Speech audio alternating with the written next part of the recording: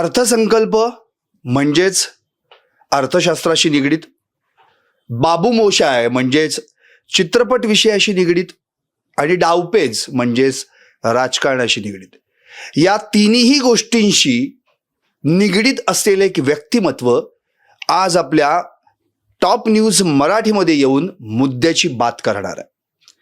चित्रपट विषयक बाबू मोशाय या टोपण नावानं लेखन, महाराष्ट्र टाइम्समध्ये 26 वर्ष काम, ज्येष्ठ सहाय्यक संपादक म्हणून, शिवाय विविध वृत्तपत्रांमध्ये व्याख्यानमालेच्या माध्यमातून आपली भूमिका स्पष्ट करणारे परखड रोखठोक व्यक्तिमत्व आणि आजच्या चालू जमान्याशी देखील जोडून घेत यूट्यूबवर आपली भूमिका प्रत्यक्ष मांडणारं व्यक्तिमत्व, अर्थातच ज्येष्ठ राजकीय विश्लेषक हेमंत देसाई आज आपल्या या मुद्द्याची बात या विशेष कार्यक्रमात आलेले आहेत. देसाई सर, आपलं टॉप न्यूज मराठीतर्फे हार्दिक स्वागत. अर्थात चित्रपट आणि अर्थकारण ह्या दोन गोष्टी वेगळ्या आहेत. आत्ता सध्या आपण फक्त राजकारणाविषयीच बोलणार आहोत, त्या विषयावर आपण नक्कीच मुद्द्याची बात करू. आज देसाई सर, मुळात महाराष्ट्रातला जो सगळ्यात ज्वलंत प्रश्न आहे तो म्हणजे बीडमधील मस्साजोग येथे घडलेल्या हत्याकांडाचा, म्हणजे संतोष देशमुख यांच्या हत्येप्रकरणी जनआक्रोश, मोर्चे, आंदोलनं होत आहेत, जेणेकरून आरोपींना कठोरात कठोर शिक्षा केली जावी. पण या प्रकरणाचा जो तपास आहे त्या तपासादरम्यान आंदोलनाच्या आडून राजकारण देखील कुठं केलं जातंय का, हा देखील प्रश्न आता लोकांसमोर उभा राहिला आहे. त्यामुळं आजच्या कार्यक्रमाचं नावच आहे संतोष देशमुख हत्या प्रकरण, आंदोलनं आणि राजकारण. माझा पहिला प्रश्न तुम्हाला हाच असेल की या सगळ्या प्रकरणाशी एक तटस्थ म्हणून, म्हणजे पत्रकारिता हा विषय बाजूला करूयात, सर्वसामान्य माणूस म्हणून तुम्हाला काय म्हणावं असं वाटतं? तुम्हाला जर कोपर्डीची घटना आठवत असेल, कोपर्डीमध्ये एक जो अत्याचार झाला होता, त्यानंतर समस्त मराठा समाजात मोर्चे निघाले होते मोठ्या प्रमाणात. पण त्याच्या अगोदर खैरलांजीमध्ये अशा प्रकारचं अत्याचार झाले होते आणि शिवाय आणखीन 2 ते 3 ठिकाणी महाराष्ट्रामध्ये दलितांवरती किंवा पूर्णपणे वंचित समाजावरती अत्याचार झालेले होते. आपल्याकडे कुठल्या जातीच्या कुठल्या व्यक्तीवरती हल्ला होतो याच्यावरून जर राजकारण होत असेल तर मला वाटतं ते महाराष्ट्राच्या दृष्टीने शोभनीय आहे असं मला वाटत नाही. एक माणूस मरतो, एखादी चिमुरडी मरते, एखाद्या चिमुरड्या मुलीवरती अत्याचार होतो, त्याची जातपात किंवा धर्म आपण बघत नाही. पण गेल्या काही दिवसामध्ये किंवा गेल्या काही वर्षामध्ये आपण बघितलं तर या प्रकारचं राजकारण होतं. एक ठळक उदाहरण तुम्हाला सांगतो की ज्यावेळी एक हिंदू मुलीवरती अत्याचार झाला, मी मुद्दामून हिंदू म्हणतोय, मुलीवरती अत्याचार झाला, हिंदू मुलीवरती अत्याचार झाला, आणि या संदर्भात एखादी मुस्लिम व्यक्ती असेल तर तेव्हा भारतीय जनता पक्षाचे काही नेत्यांनी तिथे जाऊन हिंदू मुस्लिम करण्याचा प्रयत्न केला. हे झालेलं आहे आपल्याकडे. हे यापूर्वी अशा प्रकारचं, त्याला अत्यंत गलिच्छ राजकारण म्हणतो, त्या प्रकारचं झालेलं नव्हतं. आणि त्याच प्रकारचं वाईसा वर्षा असं होऊ शकतं किंवा झालेलं आहे. त्यामुळे म्हणजे हिंदू आणि मुस्लिम करण्याचा प्रयत्न, त्याचप्रमाणे मराठा विरुद्ध दलित अशा प्रकारे लावून देण्याचा प्रयत्न, आणि आता मराठा विरुद्ध बंजारा असं लावून देण्याचा प्रयत्न. मुद्दा काय? मुद्दा माणुसकीचा आहे, मुद्दा मानवी हक्काचा आहे, मुद्दा स्त्रियांचे अत्याचार असेल, लहान मुलीवरती अत्याचार असेल, किंवा एखाद्या संतोष देशमुख यांच्यासारख्या व्यक्तीवरती अत्याचार आहे. संतोष देशमुख ना मारल्यानंतर आपण पहिल्यांदा असं काय म्हणतो, काय झालं बाबा, का मारलं, भयानक आहे हे सगळं. संतोष देशमुख हे मराठा आहेत का, दलित आहेत का, वंजारी आहेत का, ब्राह्मण आहेत, याचा काहीच संबंध नाही याच्यामध्ये. पण ही जात आपल्या डोक्यात आता घुसवण्यात येते आहे, आणि महाराष्ट्र दृष्टीने ही सगळ्यात लाजिरवाणी गोष्ट आहे की तुमच्यामध्ये जात आणि धर्म तुमच्या डोक्यामध्ये घुसवण्यात येतो. आणि त्याचवेळी आम्ही शिवशाहू फुले आंबेडकर हे राजकारण करतोय, आम्ही ही सामाजिक न्यायाचं गोष्ट करतो आहे असं म्हणायचं, आणि त्याच वेळी हे राजकारण करायचं. याला एक ढोंगीपणा म्हणू आपण, किंवा गलिच्छ राजकारण असं म्हणू शकतो. नक्कीच सर. आणखी एक महत्वाचा प्रश्न असा आहे की आजकाल कुठेही अशी एखादी दुर्दैवी घटना घडली तर लगेच ती व्यक्ती कोणत्या समाजाची आहे, कोणत्या जातीची आहे हे पहिले बघितलं जातं आणि मग त्या त्या समाजाचे नेते किंवा त्या त्या जातीचे नेते त्या विषयामध्ये उडी घेतात. मग मूळ विषय बाजूला राहतो आणि आपली राजकीय पोळी भाजण्यासाठी पुढे येतात आणि राजकारण सुरू होतं. याच्या आधी देखील तुम्ही आता इतक्या वर्षांची पत्रकारिता तुमची, असं कधी महाराष्ट्रात वातावरण तुम्हाला पाहायला मिळालं होतं? नाही, खरोखरीच महाराष्ट्राचं राजकारण गेले 5 वर्षामध्ये विशेषतः बिघडलेलं आहे. म्हणजे ज्याप्रमाणे नितेश राणे यांच्यासारखा अत्यंत मूर्ख आणि भंपक माणूस, हा स्पष्टपणे बोलण्याची आवश्यकता आहे, तो वाटेल ते बोलतो आहे माणूस. कोल्हापूर पासून नगर पासून ठिकठिकाणी लव जिहाद, लँड जिहाद असं काहीतरी सांगून मोर्चे काढणं आणि अत्यंत विखारी वक्तव्य करणं आणि त्यांनाच मंत्रिमंडळात घेणं फडणवीसांनी. आणि पुन्हा फडणवीस म्हणतात की महाराष्ट्रातली सामाजिक वीण उसवत आहे आणि हे मला बघवत नाही.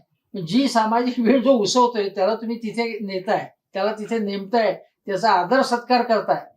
नितेश राणे, निलेश राणे, नारायण राणे यांच्याबद्दल गौरवोद्गार काढतात. त्याच फडणवीसांनी विधानसभेमध्ये तुमची सगळी कुंडली माझ्याकडे आहे, मी एक एक वाचून दाखवू का तुम्हाला, असं करून त्यांना सरळ सरळ विधानसभेमध्ये बचावात्मक पवित्रात नेलं होतं नारायण राणेंना, किंवा त्यांना घाबरवून सोडलं होतं जेव्हा देवेंद्र फडणवीस हे मुख्यमंत्री होते आणि नारायण राणे हे विरोधी पक्षात होते. ते तुमच्याकडे आल्यावर मात्र सगळी पापं धुवून गेली आणि जे म्हणतात की आम्ही घरात घुसून तुम्हाला मारू, नारायण राणे हे मालवणमध्ये म्हणाले. त्यावेळी त्यांच्या विरोधात कुठलाही गुन्हा नोंदवण्यात आला नाही. पण मनोज जरांगे पाटलांनी अशाच प्रकारचं वक्तव्य केलं, तेही चुकीचं होतं वक्तव्य, समर्थनही नाही. लगेच त्यांच्या विरोधात अदखलपात्र गुन्हा नोंदवण्यात आला. हा फरक आपण लक्षात घेतला पाहिजे. नक्कीच सर. आणखी एक मला असं वाटतं की ही जी आंदोलनं आता होत आहेत किंवा जन आक्रोश मोर्चे होत आहेत, अगदी उत्स्फूर्तपणे या ठिकाणी जनता देखील सामील होती. आपण अगदी बीडचा मोर्चा बघितला, पुण्याचा बघितला, आणखी बऱ्याच ठिकाणी मोर्चे निघाले. पण कुठे ना कुठेतरी ज्या व्यक्तीला न्याय देण्यासाठी सगळ्यांनी पुढे यायला पाहिजे, म्हणजे राजकीय नेते मंडळींनी, त्यांची इच्छाशक्तीच ती कुठेही दिसत नाहीये, ती कमी वाटतेय. कारण की आता मंत्रिमंडळ तर अक्षरशः हात झटकल्यासारखं वागतंय. कोणतरी एखादा प्रवक्ता पुढे येतो, एखाद्या आरोपीविषयी स्टेटमेंट करतो, आम्ही चौकशी करतोय, आम्ही तपास करतोय, पण प्रत्यक्षात त्या कुटुंबाला धीर देण्यासाठी कोणतरी तिथं जाऊन त्यांच्याशी विचारपूस करून बोलून तेच चेहरे दिसत आहेत. त्याच्या पुढे काय नाही. हे काय, हे निवडून आलेले हे आमदार आहेत, कोणी खासदार आहेत, कोणी मंत्री आहेत, समाजाचे ज्याला नेते म्हणतो आपण. पूर्वी आपण बघितलं, लोकमान्य टिळक असतील, बाबासाहेब आंबेडकर असतील, हे आधी सामाजिक नेते होते, मग ते राजकीय नेते झाले. समाजाचे नेते होते, हे सामाजिक प्रश्न सोडवणारे होते. अनेकांनी वेगवेगळ्या संस्था उभारल्या, कोणी चळवळी केल्या. हे जे आहेत ते त्यापैकी अनेक जण प्रचंड पैसा खर्च करून निवडून आलेले आहेत.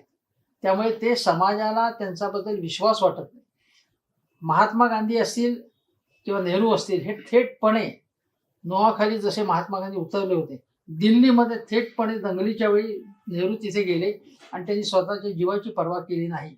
अशा प्रकारचे जे नेते आहेत की जे खरोखरच समाजाचं काम करून करून राजकारणात आलेले आहेत. हे कसे आहेत, हे राजकारण एक व्यवसाय म्हणून करणारे नेते आहेत आणि त्यांचा समाजाशी तसा प्रकारचा एक जो आत्मीयतेचा संबंध नाहीये. म्हणजे समजा असं संजय शिरसाट आले तिथे आणि त्यांनी जर शांततेचं आवाहन केलं तर शांतता निर्माण होईल का? तशी अजिबात शक्यता नाही. उलट अशांतता निर्माण होण्याची दाट शक्यता आहे. अशा प्रकारचं अत्यंत सुमार वकुबाचं अनेक जण निर्बुद्ध आहेत पूर्णपणे. त्यांना सामाजिक प्रश्न माहिती देत, फक्त त्यांना स्वतःचा स्वार्थ आणि संधी कशी साधायची एवढंच कळतं.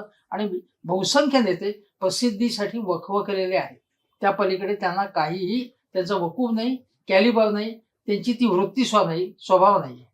सर, या प्रकरणामध्ये म्हणजे संतोष देशमुख हत्या प्रकरणामध्ये तुम्हाला अजूनही असं वाटतं की लिथार्जी आहे आणि आरोपीला इतकं काही म्हणजे अगदी ट्रीटमेंट, VIP ट्रीटमेंट दिली जाते असं आपल्याला पाहायला मिळतंय, म्हणजे ऐकायला देखील तसं मिळतं. आणि अजूनही एक आरोपी या प्रकरणामध्ये फरार आहे, ज्याला शोधता आलं नाही. शिवाय त्यातला जो मुख्य आरोपी म्हणून खंडणी प्रकरणातला म्हटला जातो त्याला तर पकडला नाहीच.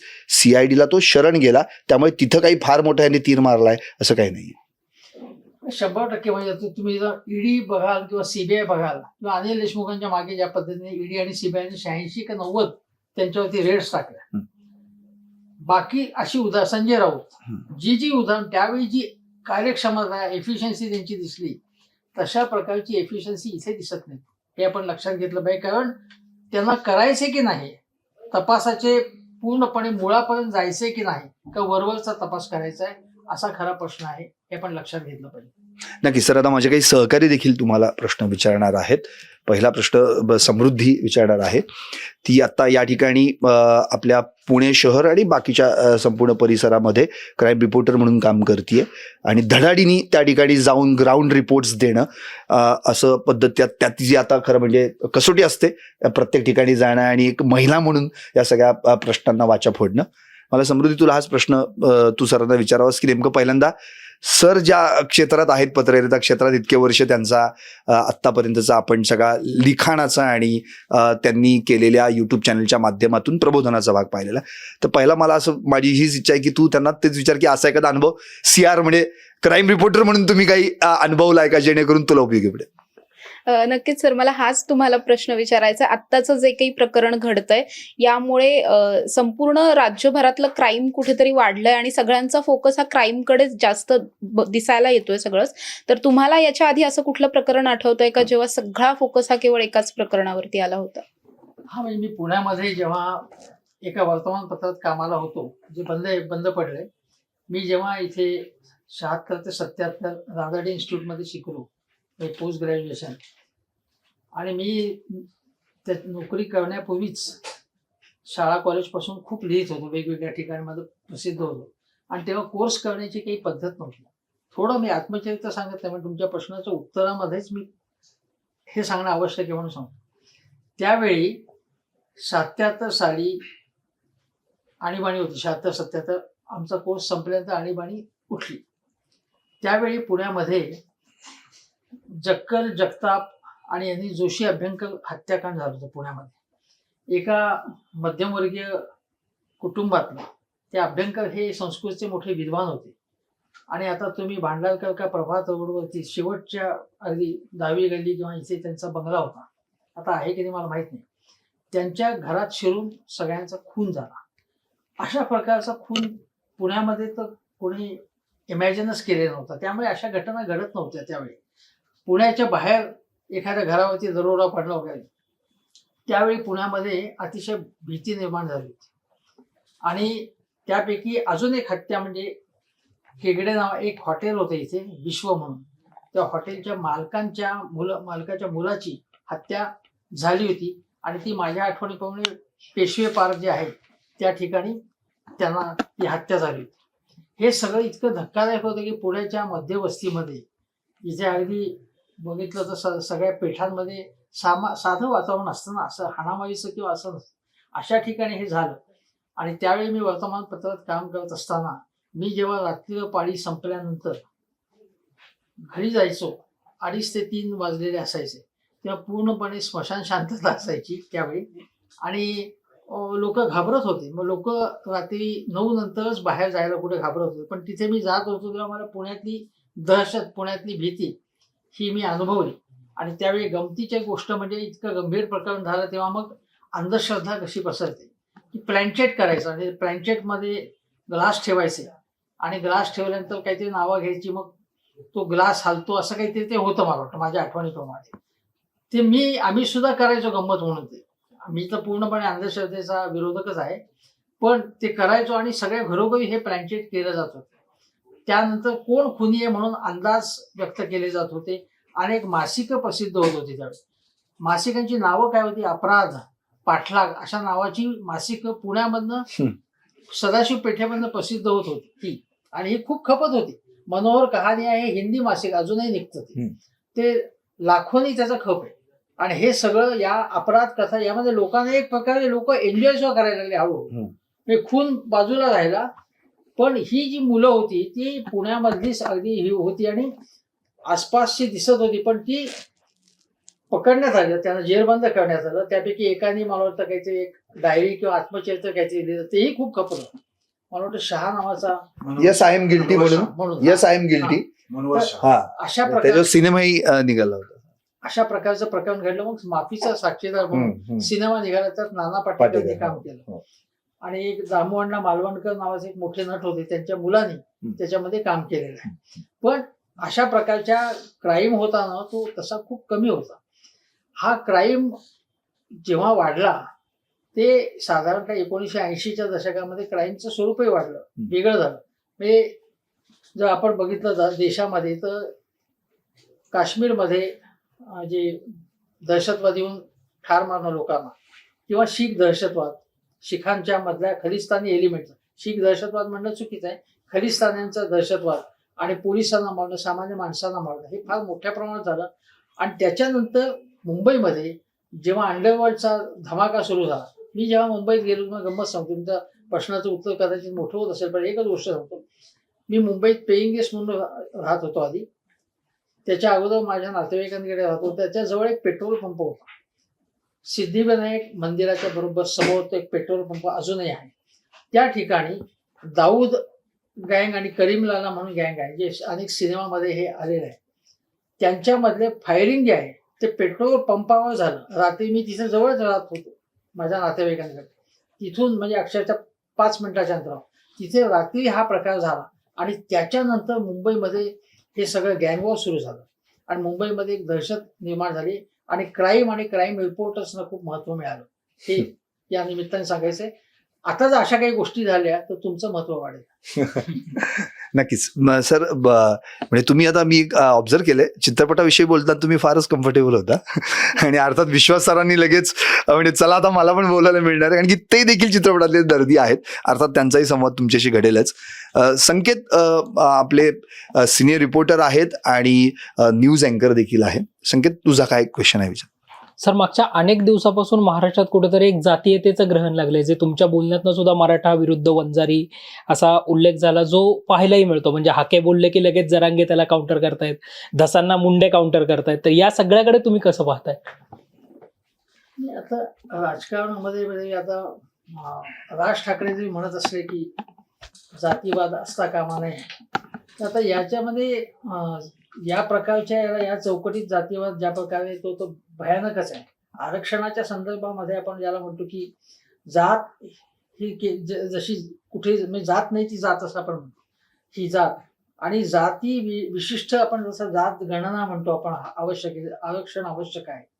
ज्यांना सर्व फायदे मिळालेले आहेत किंवा जे उच्चवर्णीय आहेत त्यांना त्याचं काही पडलेलं नाही, त्यांची मुलं परदेशात आहेत, त्यामुळे ते याच्याबद्दल एक तुच्छतेने बोलतात. पण हे तुमचा जो स्पेसिफिक प्रश्न आहे आता, हा आता याचा राजकारणाचाच भाग झालाय.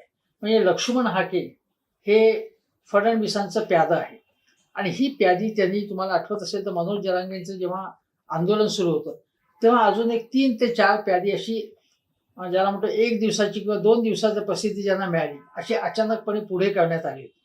हे ते आंदोलन पूर्णपणे मागे भेटण्यासाठी. ते आंदोलन जेव्हा चालू होतं तेव्हा शिंदे आणि फडणवीस यांच्यातही स्पर्धा चालू होती. त्यांना शिंदेना ती ऑपॉर्च्युनिटी वाढली मराठवाड्यामध्ये आपला विस्तार होण्यासाठी आणि त्यांनी ज्या प्रकारे ते हँडल केलं त्यामुळे त्यांना त्याचा फायदाही झाला. हे आपल्याला लोकसभा निवडणुकीमध्ये सुद्धा दिसलं आणि आता जेव्हा स्थानिक स्वराज्य संस्थांच्या निवडणुका होतील तेव्हा सुद्धा त्यांना त्याचा फायदा मिळेल असं वाटतं. आणि गेल्या काही दिवसामध्ये देवेंद्र फडणवीस ज्या पद्धतीने शिवसेना उद्धव बाळासाहेब ठाकरे यांच्याबद्दल किंवा बोलतात किंवा त्यांच्यामध्ये एक तणावाचं वातावरण कमी झालंय, त्या बाबतीत सुद्धा ते ज्या प्रकारचे मेसेजेस देत आहेत म्हणजे बिटवीन द लाईन्स, त्यामधनं आपल्याला असं जाणवते की आता त्यांना शिंदे हे जास्त झाले, लोढणं झाले, त्यांना इंडिव्हिज्युअली ते नको येते. आणि हे सगळे हे राजकारणासाठी म्हणून जो मुद्दा उपयोगाला येतो तो म्हणजे जात हा मुद्दा आहे.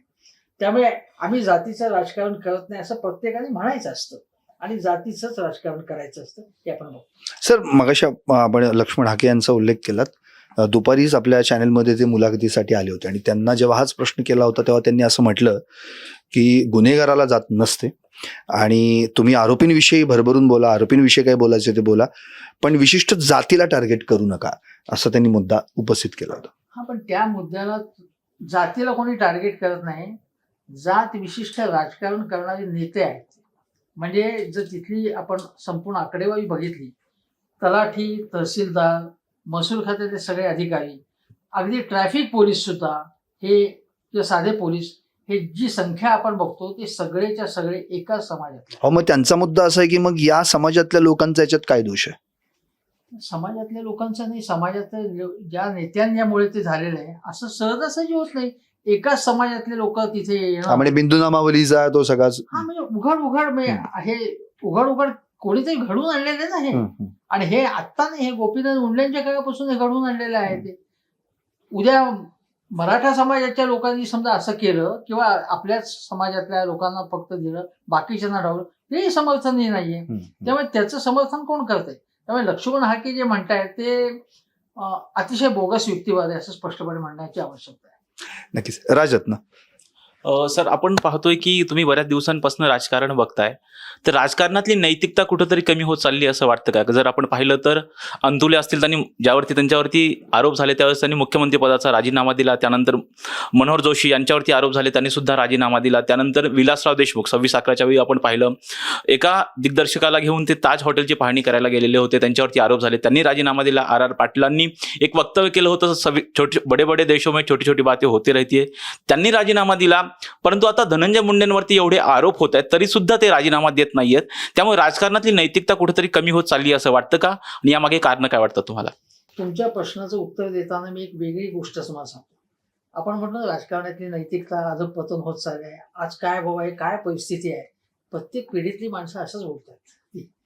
आता मी म्हणेन की नैतिकता खलास झालेली आहे. आमच्या काळात माझे मोठे सगळे नैतिकतेचे पुजारी होते, असं अजिबात नव्हतं, काही नव्हतं. महात्मा गांधींचं जेव्हा स्वातंत्र्यपूर्व काळाचं आंदोलन जोरात होतं, प्रांतिक निवडणुका झाल्या होत्या, म्हणजे तेव्हा प्रत्येक प्रांतांच्या निवडणुका होत आणि विधिमंडळाचा झालेलं पारतंत्र्यामध्ये सुद्धा. त्यामध्ये एकाला यश मिळालं, एका नेत्याला काँग्रेसच्या, आणि त्यांचं वय काहीतरी 70 किंवा 75 झालं. त्यांनी थैली गोळा केली लोकांकडून आणि ती थैली स्वतःकडे घेतली. तेव्हा गांधीजींनी सांगितलं की हा भ्रष्टाचार आहे, तुम्ही काँग्रेसचे पुढारी म्हणून काँग्रेससाठी म्हणून थैली स्वीकारणं ठीक आहे, पण असं तुम्ही स्वतःकडे घेणे चुकीचं आहे आणि हा काँग्रेसमध्ये हा भ्रष्टाचार चालता कामा नये असं ते म्हणाले. हे तेव्हापासून ही प्रवृत्ती होत. हा काँग्रेस हे फक्त पक्षाचा नाव, कुठला जो कोणी पक्ष असतात त्यांनी तेच केलं असतं, पण तेव्हापासून हे सुरू आहे. पण जे तुम्ही उदाहरणं सांगताय त्यामध्ये अजून एक उदाहरण सांगितलं की मधुकर पिचड गोवारी हत्याकांड झालं, त्यानंतर मधुकर पिचड यांनी राजीनामा दिला, त्यावेळी शरद पवारांचा राजीनामा मागितला जातो.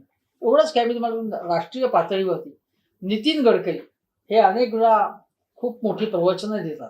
त्या नितीन गडकरींनी 7-8 वेळा किमान मनमोहन सिंगांचा राजीनामा मागितला. मनमोहन सिंग 10 वर्षात असताना. कोळसा घोटाळ्याच्या वेळी त्यांचा काहीच संबंध नव्हता, पण ते कोळसा खातं त्यांनी स्वतःकडे ठेवलं होतं काही कारणामुळे. त्यांचा काही संबंध होता, माहिती नसेल काय चालले तिथे, ते पंतप्रधान होते. त्यावेळी त्यांचा राजीनामा त्यांनी मागितला कोळसा घोळ, तेव्हा त्यांनी राजीनामा द्यायला पाहिजे.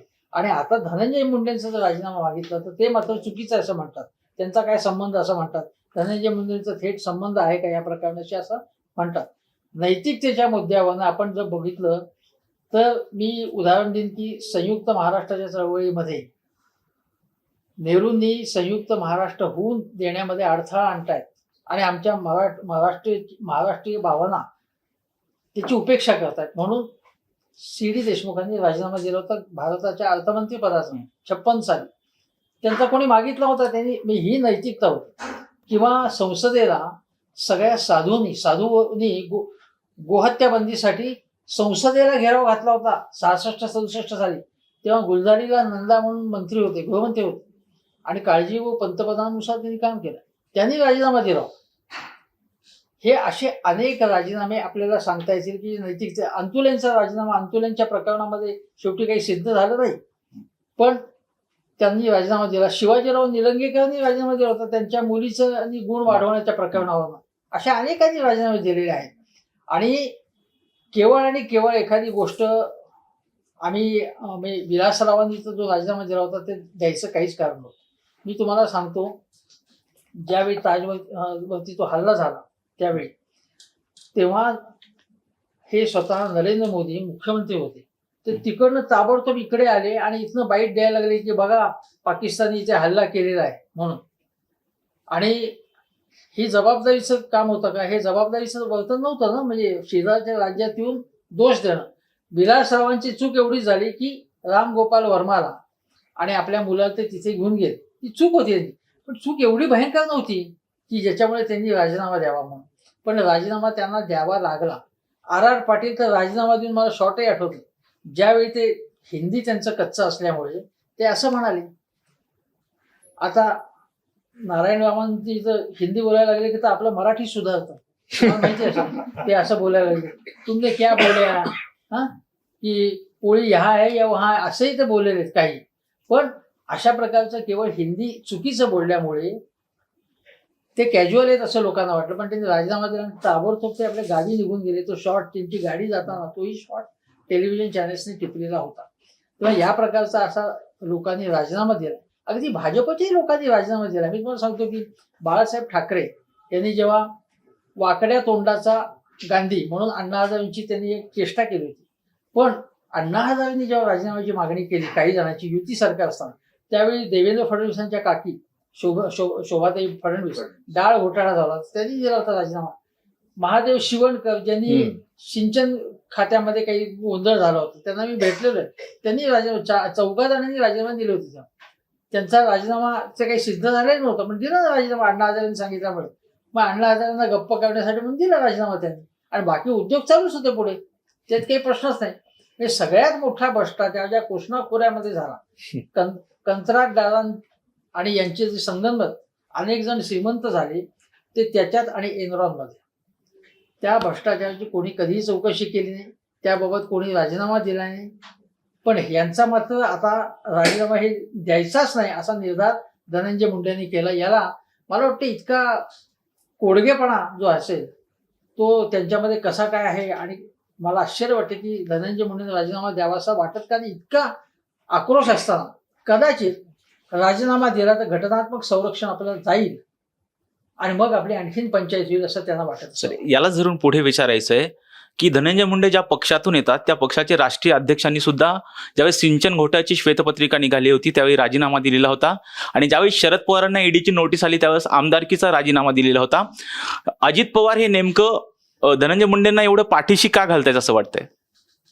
एक तर काय, एक जी बघा, धनंजय मुंडेंना इकडे आणण्यामध्ये, राष्ट्रवादी यामध्ये आणण्यामध्ये त्यांची एक महत्वाची भूमिका होती. त्याचप्रमाणे प्रकाश सोळंकी सुद्धा त्याच्यामध्ये माझ्या माहितीप्रमाणे महत्वाची भूमिका त्यांनी निभावली होती धनंजय मुंडेंना आणण्यामध्ये.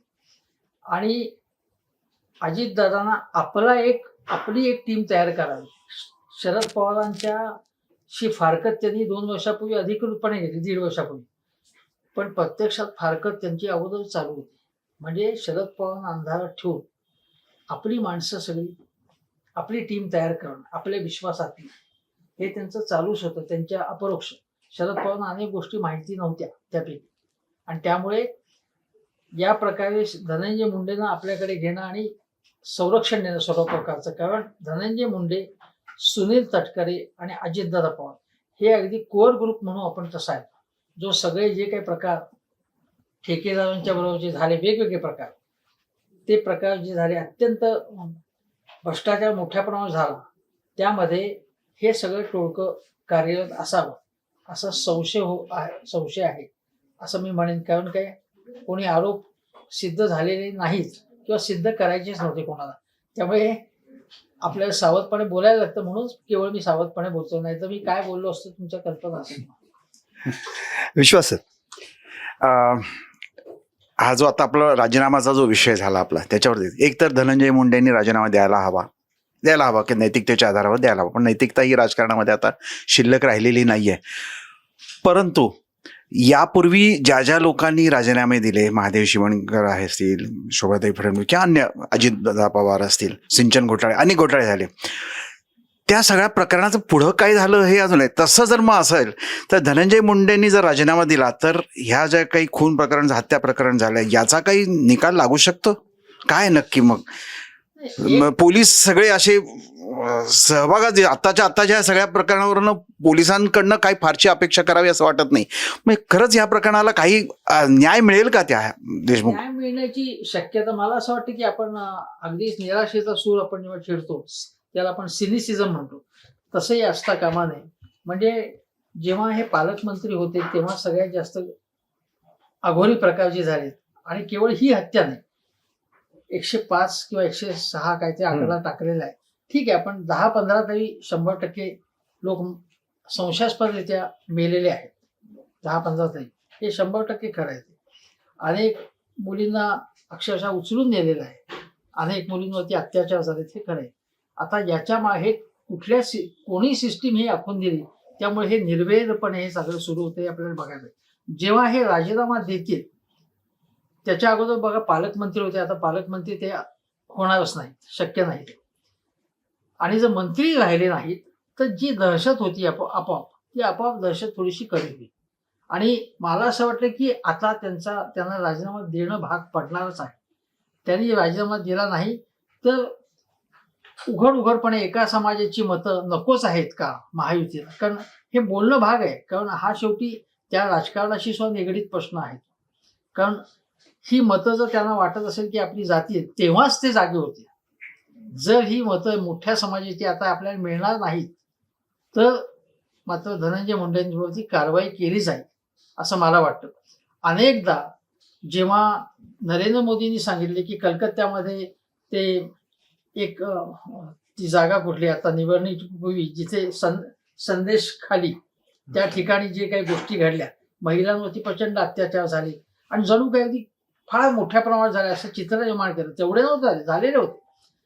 त्यावेळी मोदींनी सांगून तिथे गेले आणि म्हणाले की प्रचारामध्ये की जणू काही सगळ्या पश्चिम बंगालमध्ये एवढ्याच गोष्टी होत आहेत आणि कारवाई झाली पाहिजे असं ते म्हणाले.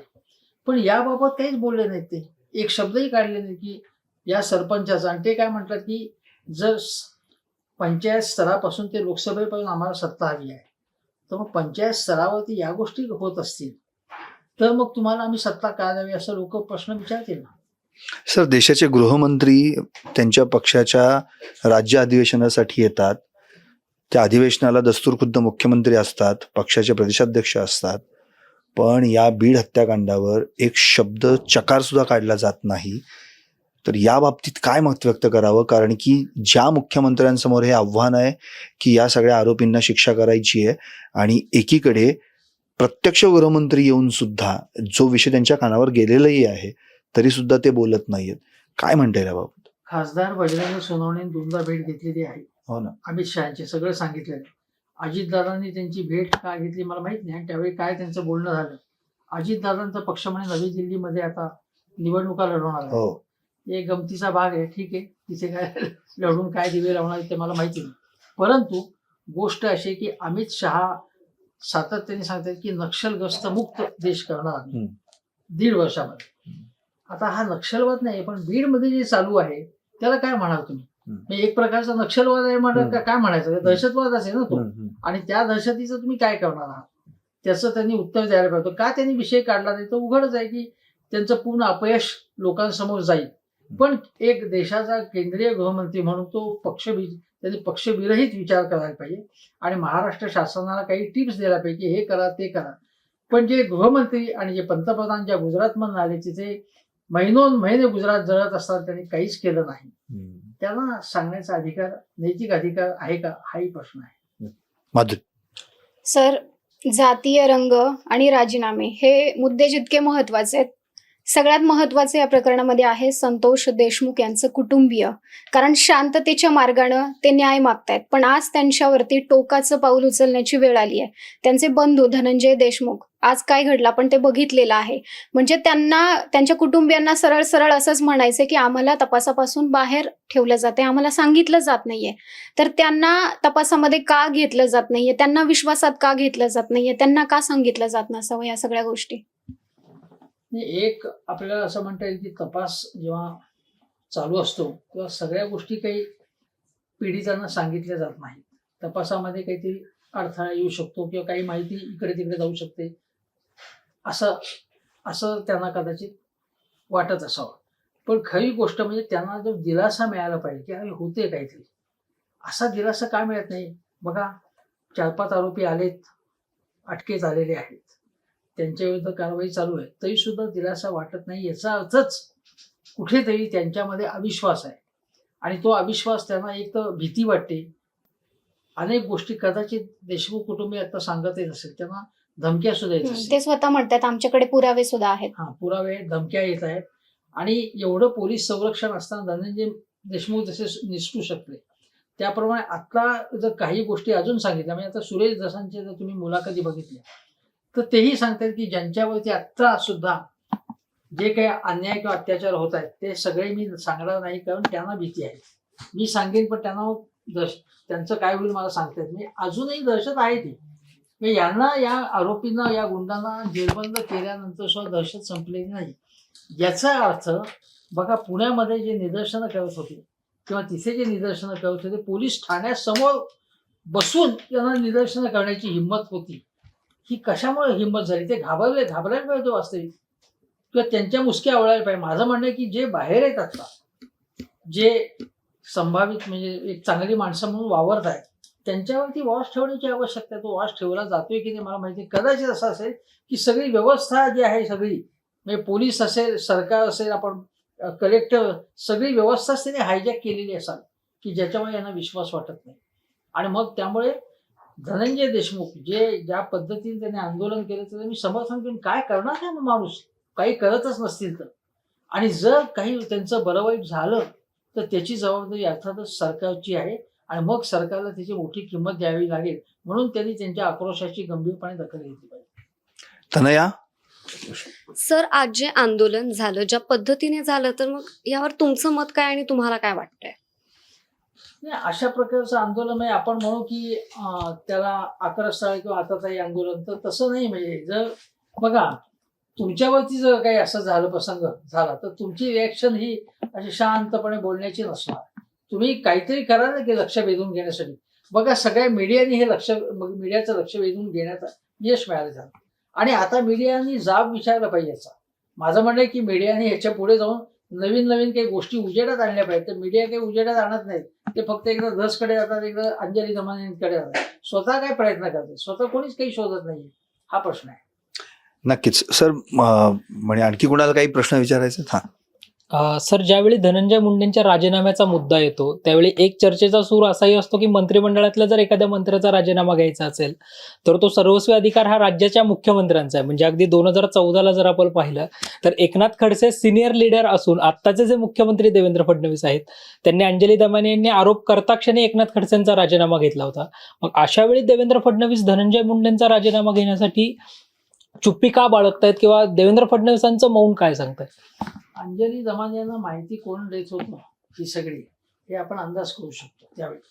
त्यावेळी त्यांना यांचा कार्यक्रम करायचा होता खडसेंचा.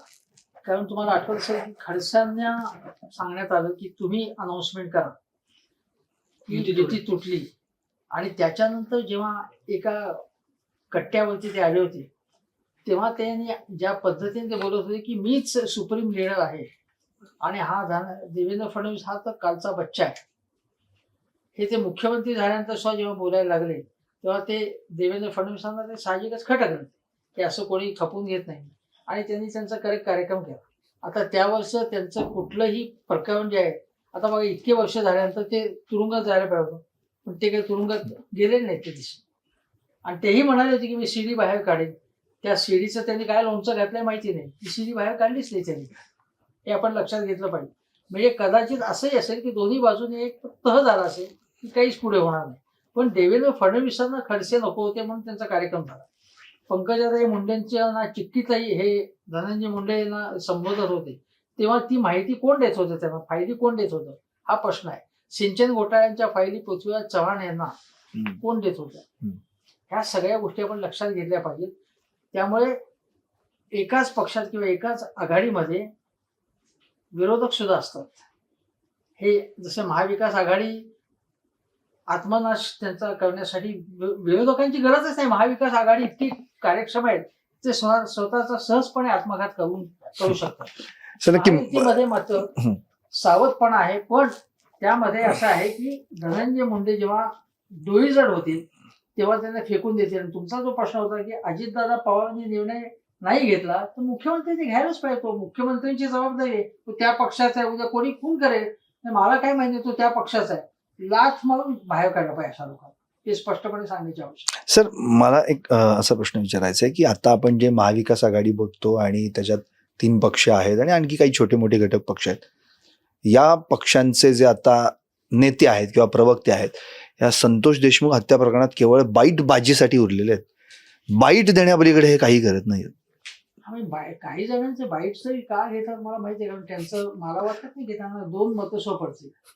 आता उदाहरणार्थ मी आता नाव घेत नाही, का रिपब्लिकन एका पक्षाचे एक नेते आहेत, त्यांचा बाईट असतो, त्यांना काहीच किंमत नाही. म्हणजे ते यांच्या वळचणीला कधी कधी त्यांच्या वळचणीला असे असतात. दुसरी गोष्ट अशी आहे की हा जो सोमनाथ सूर्यवंशी त्याची जी हत्या झाली त्याबाबत त्यानंतर मग रामदास आठवलेंनी सांगितलं की हे बरोबर नाही, खपून घेणार नाही. त्याच्या पलीकडे त्यांनी काही आंदोलन केलं का? ते काय म्हटलं, नागालँड पर्यंत माझ्या शाखा आहेत, त्यांच्या शाखेच्या नागालँड पर्यंत त्यांच्या शाखा आहेत, पण इथे मंत्री पदाचं काही स्थान मिळत नाही, काहीच मिळेल, एकही मागणी त्यांची पूर्ण होत नाही. 16 तिकीटं पाहिजेत नाही तर आम्ही सहन करणार नाही. सहन करतात ते पूर्णपणे. म्हणजे ते केवळ बोलायचं आणि त्यांना मंत्रीपद मिळालं की दुनिया जाय भाड में अशी परिस्थिती आहे. रामदास आठवले त्यांना स्वतःच, ज्याला एक म्हणतो की जीव पूर्ण आपण बाजी लावतो ना, की मी हे सहन करणार, मग बाहेर पडेल, मला या युतीमध्ये माझं मन रमत नाही, काही उपयोगच नाही त्याचा. सोमनाथ सूर्यवंशीची हत्या कशी झाली, पोलीस कोठडी, न्यायालयीन कोठडीत कशा काही गोष्टी घडल्या, यासाठी मी ही किंमत देतोय, मी राजीनामा देतो असं म्हणतच नाही का ते रामदास आठवले किंवा बाकीचे जे कोण छोटे चिल्लर पक्ष आहेत ते तर लाचार आहेत. ते पक्ष त्यांना काही ताकदच नाही, लाचार आहेत पूर्णपणे. त्यांना म्हणजे भाजपचे जे प्यादी आहेत त्याला असं म्हणतात. सर, याच प्रश्नाला जोडून मला असं म्हणायचं आहे की या प्रकरणामध्ये ज्यांनी सगळ्यात जास्त आवाज उठवलेला दिसून येतोय, म्हणजे जो दिसतोय खरं तर, ते सुरेश धस. ते इतके जास्त प्रसिद्ध झालेत की आता देशभरात त्यांच्या रील्स व्हायरल होत आहेत, ट्रेंडिंगला येत आहेत. इतके सुरेशांना, #सुरेशांना वगैरे हे इतकं ट्रेंड होतंय. त्यांची जर आपण या सगळ्या प्रकरणातली भाषणं जर पाहिली तर त्यांची डायलॉगबाजी असेल, हिंदीत बोलणं असेल, या सगळ्याला ज्या टाळ्या शिट्ट्या पडतात, तर खरंच सुरेश धस हे न्यायासाठी उभे आहेत का असं तुम्हाला वाटतं का? आणि दुसऱ्या बाजूला जे टाळ्या शिट्ट्या मारणारे आहेत ते तरी संतोष देशमुख यांना न्याय मिळावा यासाठी आलेले आहेत की हे सगळं प्रकरण केवळ एन्जॉयमेंटचा भाग झालंय काही लोकांसाठी? सर, म्हणजे थोडक्यात न्यायाचं का बदल्याचं राजकारण नेमकं काय? आता मुख्य मुद्दा असा आहे की माझ्या मनातही असा प्रश्न आला की या हत्या काही वर्ष होत आहेत, तेव्हा सुरेश धस काय करत होते असा प्रश्न आहे. आता अशी गोष्ट आहे की त्यांचं कार्यक्षेत्र परळी होतं. मी परळीला गेलेलो आहे. अगदी धनंजय मुंडेंच्या सोबतही माझा एक कार्यक्रम होता. एक 5-1 वर्षापूर्वी, जेव्हा त्यांचे अनेक पराक्रम उजेडात आले नव्हते, काहीच माहित नव्हतं. ते असे ज्याला म्हणतो की अपकमिंग असा लीडर असा होतो. पण तिथले जे मी सगळे पत्रकार आणि सगळे अधिकारी वगैरे बघितले, त्यांचं वागणं जे आहे ते पूर्ण त्यांच्या याच्या खाली वाटले मला, त्यांच्या पंखाखाली त्यांनी सगळ्यांना घेतलेलं आहे. सुरेश धस हे आता का बोलतायत, एक कारण असं आहे की परळीचं कार्यक्षेत्र केश जो त्यांचा भाग आहे त्या ठिकाणी ते विस्तारायला लागले. आणि स्वतः सुरेश धस म्हणाले की मी काय मोठा पवित्र पुण्यवचनी असा कोणी माणूस नाही, पण अशा प्रकारच्या गोष्टी काही मी कधी केलेल्या नाही, पण माझ्या कार्यक्षेत्रातून जर दादागिरी जर होत असेल तर ते मी खपून घेणार, हा एक स्पष्टपणे त्यांनी सांगितलं होतं. पण त्यांना एवढा TRP काय मिळतोय, तर मला असं वाटतं की राजकारणाचा भाग त्यांचा आहेच, तो काय ते नाकारणार नाही. एक तर असं आहे की ती जी सामाजिक तिथली लढाई आहे, एकाच समाजाच्या लोकांना संपूर्ण संधी मिळणं, दुसऱ्या समाजाला वगळणं. आता त्या ठिकाणी एकीकडे मनोज जरांगे यांचं नेतृत्व थोडंसं निस्तेज होत असताना विधानसभेमध्ये त्यांना काही रिझल्ट मिळाले आणि त्यांनी ज्या प्रकारे गोंधळाचं वर्तन केलं विधानसभेमध्ये मनोज जरांगेमुळे, त्याचाही त्यांना फटका बसला. त्यांची क्रेडिबिलिटी थोडी कमी झाली. आता मराठा नेतृत्वाची पोकळी निर्माण झाली. अशा वेळी ती संधी सुरेश धस यांना मिळाली. पण सुरेश धस यांनी काही ठरवून केले नाही. ती हत्या झाली, त्यानंतर जी परिस्थिती निर्माण झाली त्यामध्ये ते प्रभावी बोलतात, हे मात्र नक्की. आता छोटा आका बडा आका मध्येच बडी मुन्नी नंतर आता ही बडी मुन्नीचा शोध मी अनेकांना विचारलं, पण त्यांनी कोणी शोध घेतला नाही. म्हणजे इन्व्हेस्टिगेटिव्ह जर्नलिझम कसा कमी पडतोय ते अजूनही बडी मुन्नी स्पेसिफिकली कोणी सांगितलं नाही.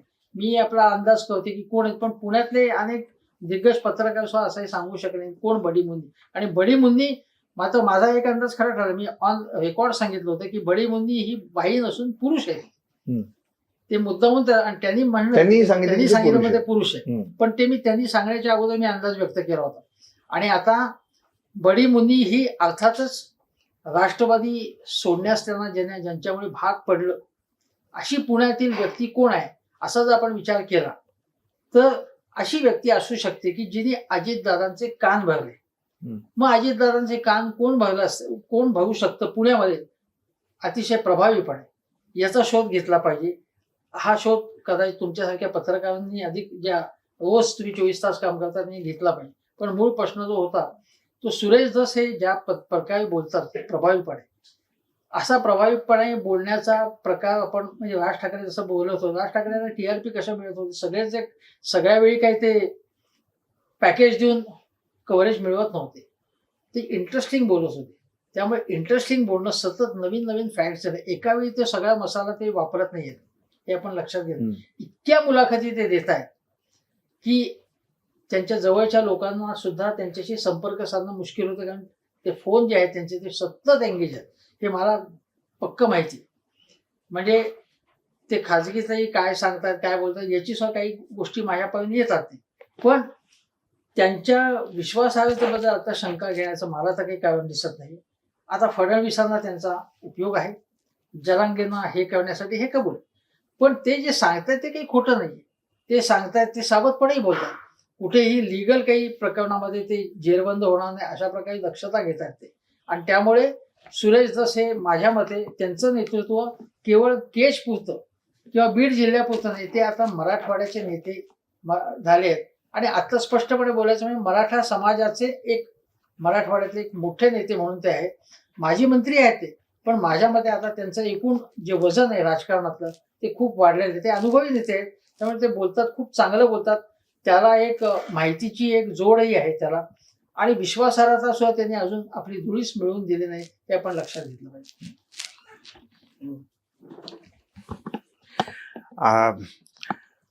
धनंजय मुंडेंचा राजीनामा घेतला तर सरकार काही पडणार नाही किंवा सरकारला काही धोका उत्पन्न होणार नाही व्यवस्थित. मग अशा वेळेस देवेंद्र फडणवीसांनी त्यांचा राजीनामा का नाही मागितला? मुख्यमंत्री म्हणून ते का मागू शकत नाही? त्यांच्यावर काही दबाव असू शकतो ह्या राष्ट्रवादीचा काही?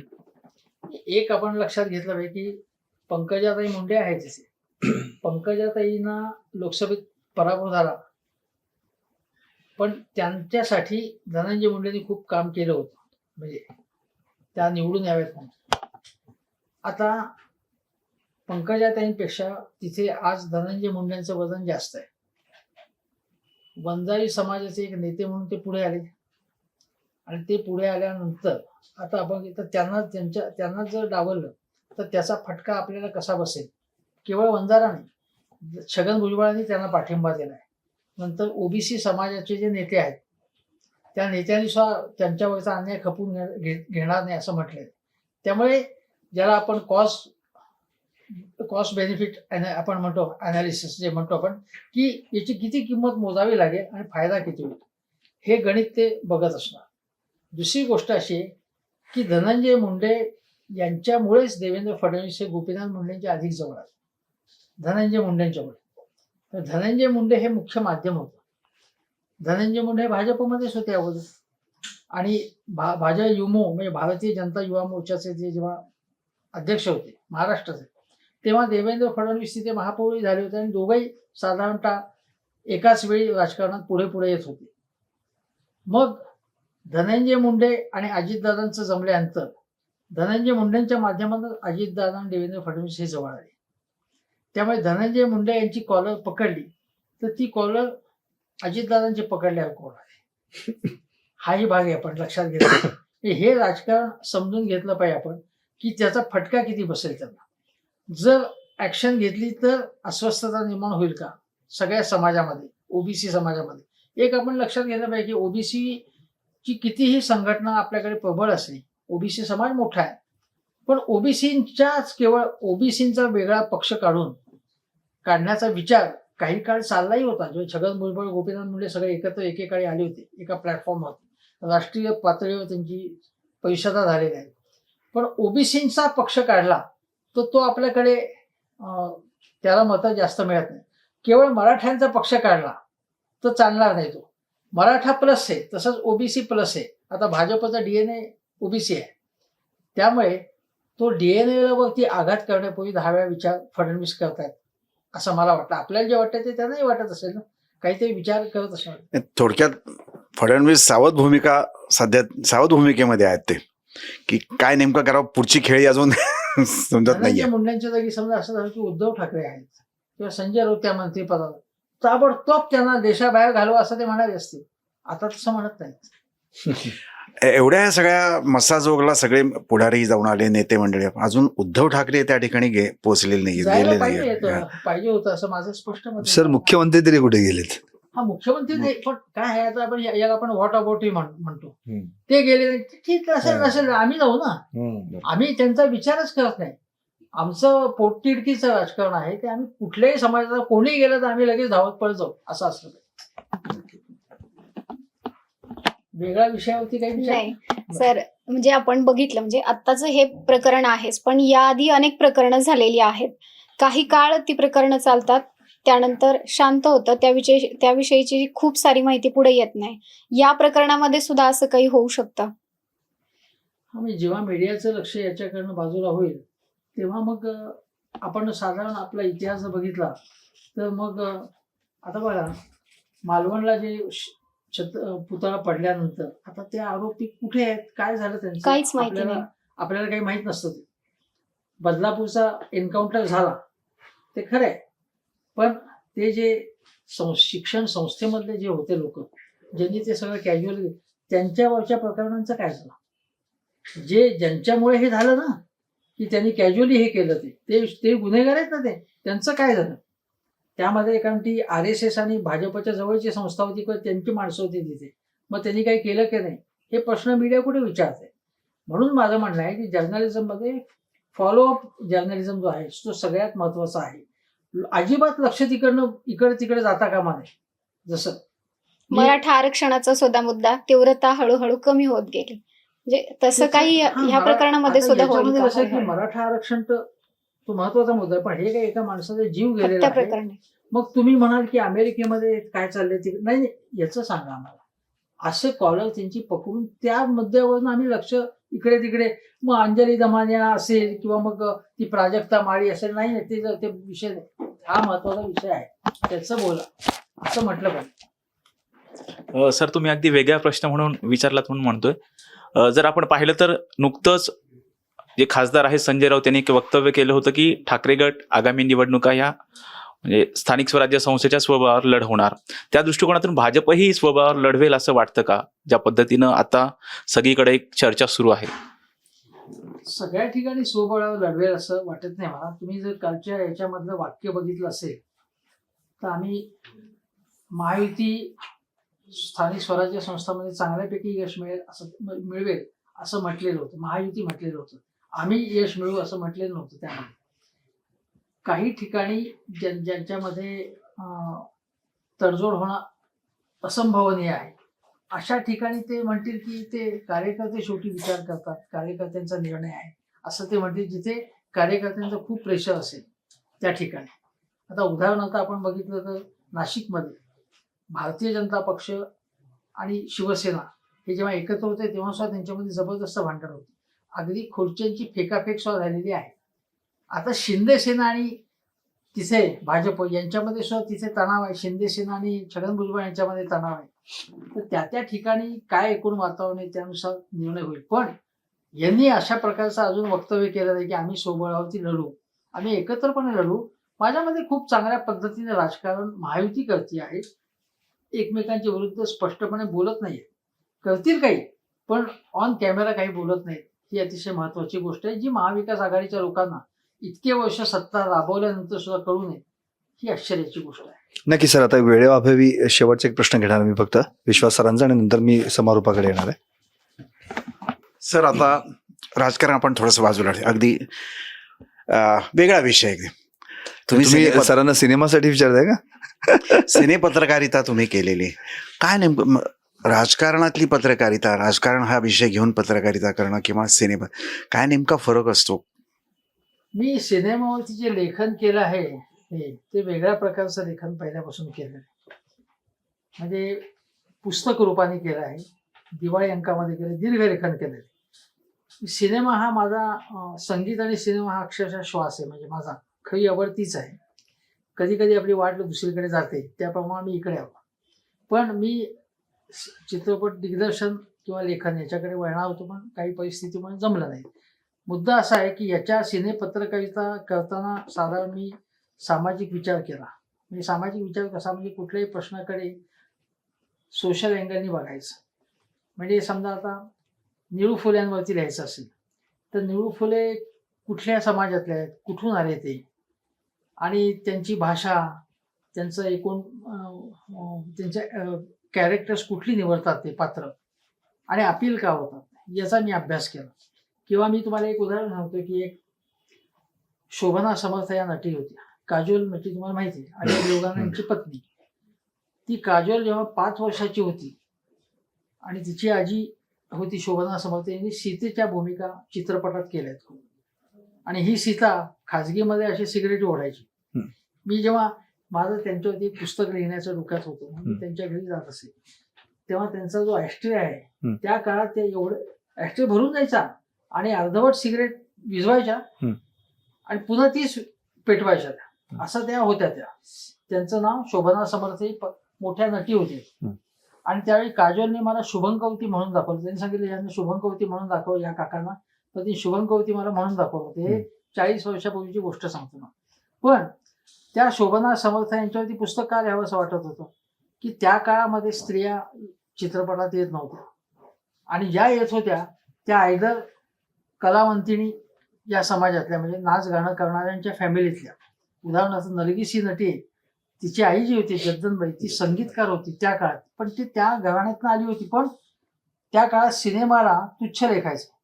म्हणजे साधारण आपण ज्याला कुलीन म्हणतो, घरंदाज म्हणतो, असं काहीच नसतं, पण आपण म्हणतो त्या घरंदाज घराण्यातल्या लोक येत नव्हत्या, आणि एकदम वेश्या व्यवसायातल्या किंवा कलावंतिनी, नाच गाणी अशा लोक येत होत्या, किंवा अँग्लो इंडियन नट्या होत्या. त्यात मध्यमवर्गीय अशा कोणी येत नव्हतं. मग हळूहळू दुर्गा खोटे जेव्हा आल्या तेव्हा सुशिक्षित स्त्रिया यायला लागल्या, किंवा या ज्या शोभना समर्थ होत्या या श्रीमंत किंवा अशा फॅमिलीतल्या होत्या, त्या यायला लागल्या.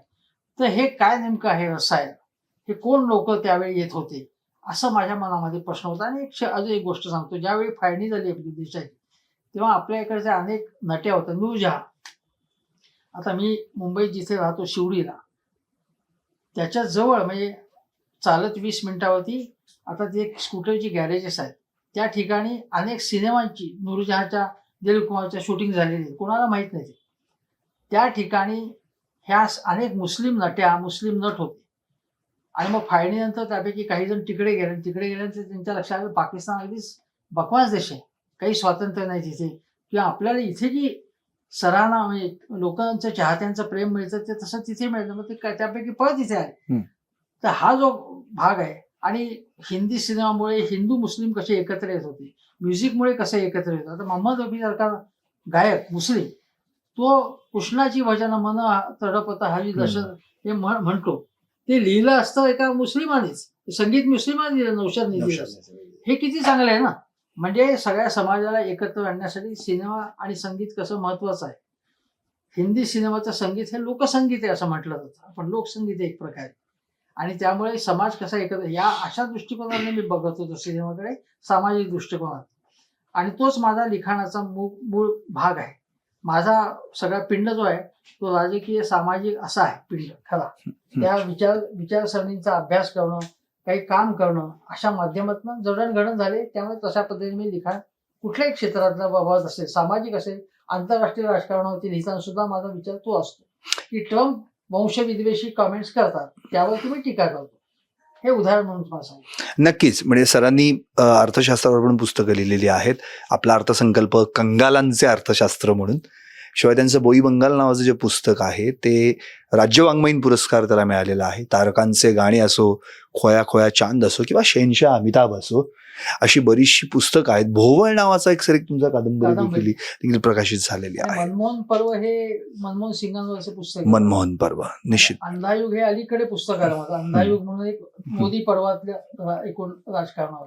नक्कीच. अर्थात त्या बाबू मोशायला आम्ही नक्कीच भेटू पुढच्या मुद्द्याची बातमध्ये. जेव्हा आपण सिनेमांचा दौर आपण करणार आहोत त्यावेळी नक्कीच सरांना बोलूयात आणि त्यांचा बाबू मोशाय देखील समजून घेऊयात.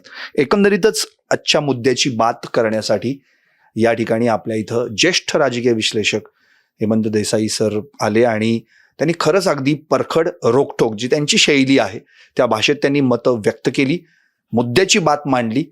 मुद्दा भरकटतोय का? तर हो. आंदोलनाच्या आडून राजकारण होतंय का? तर हो, कुठे ना कुठेतरी तशा छटा तरी आपल्याला पाहायला मिळतात.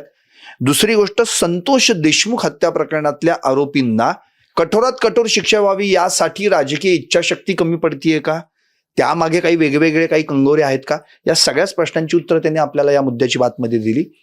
आता निश्चितपणे पुढच्या वेळी देखील याच मुद्द्याची बातमध्ये असेच उत्तम आणि चांगल्या पद्धतीचं विश्लेषण करून प्रेक्षकांची आणि तुमच्या आमच्या सगळ्या पत्रकारांची एक बौद्धिक किंवा एक ज्ञानाची भूक भागवणारे या ठिकाणी निश्चितपणे चांगले वक्ते येतील, विश्लेषक येतील आणि मुद्द्याची बातमधून प्रेक्षकांच्या समोर आपली बात मांडत राहतील. पाहत रहा टॉप न्यूज मराठी. आपला महाराष्ट्र, आपली बात. टूर्स अँड ट्रॅव्हल्स विश्वातील एक विश्वसनीय नाव मँगो हॉलिडेज घेऊन आले आहेत धम्माल फॉरेन टूर्स खास तुमच्यासाठी. एक्झॉटिक युरोप 17 रात्री 18 दिवस, साऊथ आफ्रिकन सफारी 9 रात्री 10 दिवस, नॉर्दर्न लाईट्स 8 रात्री 9 दिवस, दुबई अबुधाबी 5 रात्री 6 दिवस, व्हिएतनाम कंबोडिया 8 रात्री 9 दिवस. तर आजच आपली सीट बुक करा आणि आपल्या फॉरेन टूर्स मेमोरेबल करा. मँगो हॉलिडेज म्हणजेच अविस्मरणीय सहलीचा अनुभव. मँगो हॉलिडेज, चौथा मजला, स्वोजिस कॅपिटल अतिथी रेस्टॉरंटच्या वर, लॉ कॉलेज रस्ता, पुणे 4. संपर्क पुणे 83 839 505 किंवा 80 80 81 74 54. मुंबई 83 839 503 किंवा 96 53 18 74 78. Come on guys, hurry up. अरे सुन ना, एक ब्रेक ले लेते हैं. Guys, I'm telling you, तुम लोगों को सही से ट्रैकिंग नहीं आता. But that's okay, you can learn. रोज का ढक्कन देना. तो ये रेड वाला है, सही वाला देना. अबे ढक्कन, पहले तो सही पानी पीना.